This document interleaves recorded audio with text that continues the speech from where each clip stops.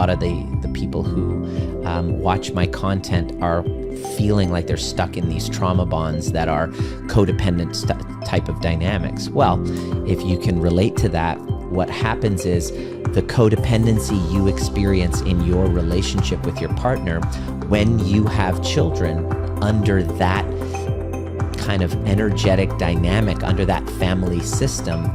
For example, narcissistic husband, codependent wife, this is the classic, I'm just giving you the textbook case, becomes the narcissistic mother, because the emotional deadness that you experience in your relationship because of that attachment trauma within you and your partner, because of unresolved attachment wounds from mom and dad, which you both are acting out and playing out through no fault of your own, then unconsciously, because of that dynamic between mom and dad, that dynamic gets played out, and a child doesn't feel seen, doesn't feel heard, experiences mother and father as emotionally absent, emotionally distant, which I did, and then add in all the other traumas that you can experience.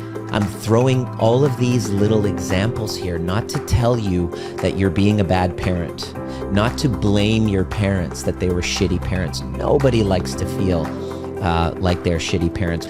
No, nobody goes into this with that in mind. In fact, we all go into probably the most difficult job, which is parenting.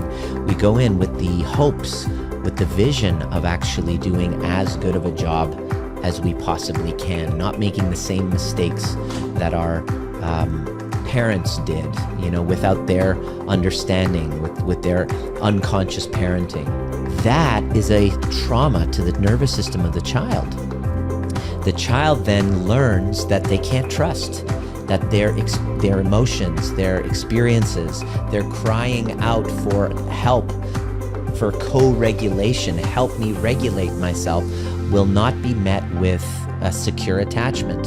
So the child's nervous system then learns that it's not really, my emotions don't matter. I'm on my own. And that there's a mistrust there's kind of like a defensive detachment with our parents. And I mean, that in and of itself is not a travesty, as long as, the child grows with pretty secure attachment afterwards. And what does that even mean? Because, what parent has ever learned how to attach securely with their children? What parent has ever learned how to attach securely within themselves? What does that even mean? If we can give them secure attachment after that, then it's not the worst thing in the world.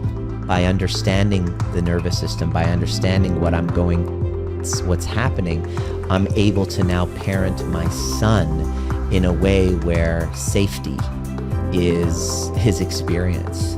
And especially the most important time is the first 3 years of life, because that's when our nervous systems are literally being formed. And so I know the greatest gift that I can give my son is a secure relationship that I have with his mother, so that when she is present and attuned to him, like right now, she's with him right now as I'm talking to you, he feels a secure attachment with her, because she feels safe in my relationship with her.